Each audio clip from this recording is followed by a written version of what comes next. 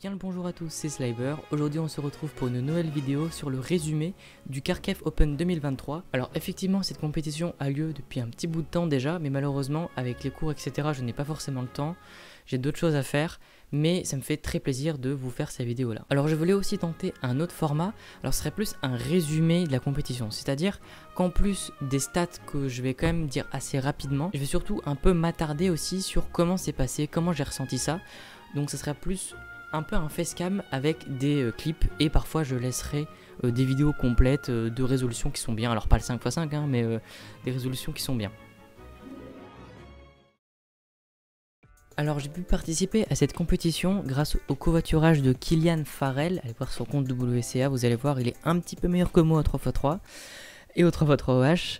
Donc je le remercie hein, puisque sans lui je ne pouvais pas y aller tout simplement. Il m'a aidé sur beaucoup de compétitions, enfin au moins quelques compétitions cette année et je l'en remercie. Donc nous sommes arrivés à 8h mais il y avait les épreuves, tout ce qui est blindfold comme le 5x5 et le 4x4 blindfold. Alors effectivement pendant ce temps là je me suis entraîné parce que je participais pas à cet event et à 13h il se déroule le premier tour de 4x4. Alors pour avoir une mise en situation j'avais 47 AVG de record à ce moment là et ça m'énervait un petit peu car je voulais vraiment battre ce record et aussi pouvoir commencer à passer à des finales ou à des seconds tours, enfin surtout des finales dans des compétitions comme Kharkiv qui sont assez grosses mais pas grosses comme les championnats de France par exemple. Donc je m'étais vraiment concentré. Le premier temps je sors un 42 qui est vraiment bien, mais pour le reste j'ai sorti que des 50 secondes avec un 56 en worst, donc je vais compter 3,50 et malheureusement ça m'évite à 2 places la finale de 4x4. Et à ce moment-là, j'étais vraiment dégoûté de moi puisque je savais que c'était un manque de pratique et je voulais vraiment être meilleur à cet event car en ce moment, je préfère vraiment faire du 4x4 par rapport au 5x5. Juste après s'est déroulé le premier round et la finale de Scube. Alors ça, je m'étais pas vraiment entraîné mais je suis quand même assez à l'aise finalement. Oh, c'est bon. Putain, c'est encore tout juste à chaque fois mais...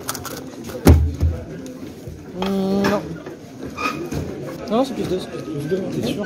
Attends, ah non, c'est dans le mauvais sens. Et ça a payé puisque j'ai fait un 6,25 AVG qui est mon record à ce moment-là de la compétition, car mon ancien record c'était 6,83 que j'avais fait au Charente Open. Et grâce à cela, et oui, je ne rigole pas, je suis arrivé deuxième au Scube, ce qui me fait un podium comme vous pouvez le voir.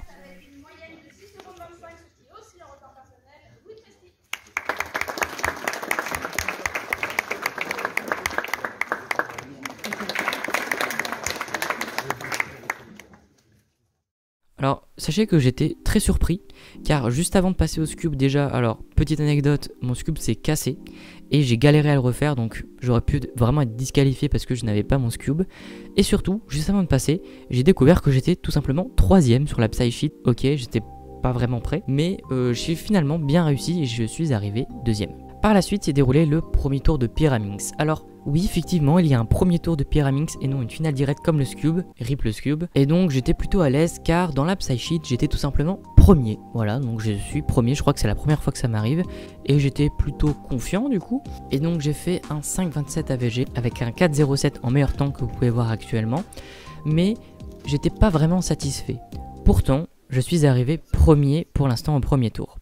Donc, j'étais assez content mais un peu mitigé car je savais que j'étais vraiment capable d'être meilleur. Donc juste après s'est déroulée la finale de 4x4 à laquelle je n'ai du coup pas participé malheureusement à cause de mes performances plus que mauvaises. Après la finale de 3x3 à une main s'est déroulée la finale de Pyraminx. Alors là comme au premier tour pas vraiment content de mes scores, 5,04 AVG je peux vraiment faire mieux.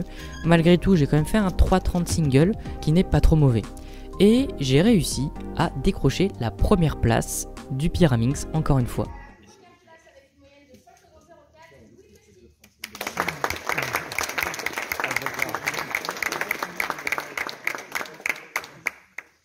Vraiment un voleur d'event.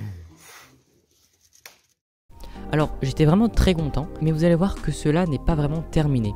On est dimanche, commence le tour de blindfold, le premier tour. Alors là je veux la faire direct, je n'ai réussi aucun solve de blindfold, donc c'est vraiment dommage, mais c'est comme ça, je m'entraîne pas vraiment au blindfold et c'est mérité. Juste après se déroule le 3x3, le premier tour où 75% passe, c'est assez safe pour moi. Et donc pour le premier tour de 3x3, je sors un 13,35 AVG. C'est pas incroyable, c'est à peu près dans ma moyenne, donc bon, je vais pas me dire que c'est vraiment nul. Mais voilà, je passe quand même au second tour, pas vraiment satisfait de ma moyenne.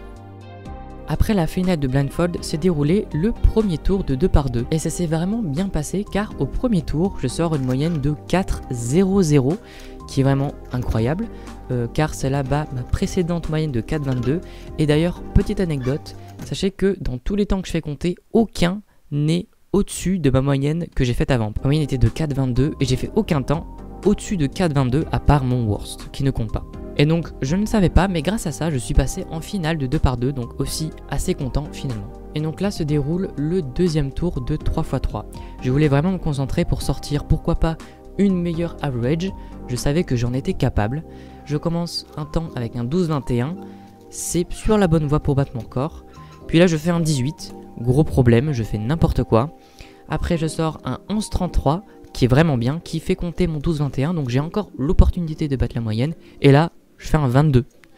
Voilà, une moyenne totalement perdue, totalement loupée, c'est vraiment dommage. Et là, à ce moment-là, vraiment nul quoi. Et donc là, il me reste un dernier temps à faire. Je n'avais plus rien à perdre, et si vous savez de quoi je parle et que vous avez vu la vidéo, vous savez ce qui s'est passé. J'ai sorti mon premier sub 10 officiel en compétition. Ce qui est assez drôle car c'était mon dernier temps tout court de la compétition. Et juste avant, j'avais fait un 22 et ma moyenne était totalement loupée. Alors, j'ai réussi à peu près à sauver ma moyenne grâce à ça. J'ai fait un 13,30, un 13,90 pardon. Mais le plus important, c'est que j'ai un 9,90 écrit dans le dur officiellement. Et ça, j'étais vraiment fier. Une très grande fierté d'avoir fait ça et vraiment très content. Et pour terminer en beauté cette compétition, je fais le round final de 2 par 2 et je fais une moyenne qui est de 4,33. Mais après tout, battre mon ancienne moyenne était vraiment très compliqué. Donc voilà, c'est la fin de cette vidéo, merci de l'avoir écouté, j'espère que ce format est un peu plus sympa pour vous. Moi en tout cas je trouve ça un peu plus sympa car ça m'évite de m'attarder trop sur les scores qui parfois ne sont pas très intéressants, c'est vraiment l'ambiance des fois que je veux faire ressentir dans mes vidéos. J'espère que donc ce nouveau format vous plaît. Je tiens à remercier l'AFS, l'association française de speedcubing qui permet de faire ces compétitions, qui fournit le matériel, etc. C'est vrai que j'en parle pas vraiment, mais moi-même je suis membre. Soyez membre de l'AFS pour avoir vos compétitions, le plus de compétitions possible, pour avoir les moyens de faire les compétitions. Et aussi merci aux organisateurs qui permettent aussi que cette compétition ait lieu. C'est grâce à ça qu'on peut participer, donc merci à vous. Je vous souhaite à tous une très bonne journée ou une très bonne soirée, cela dépend quand vous regardez la vidéo. C'était Sliber.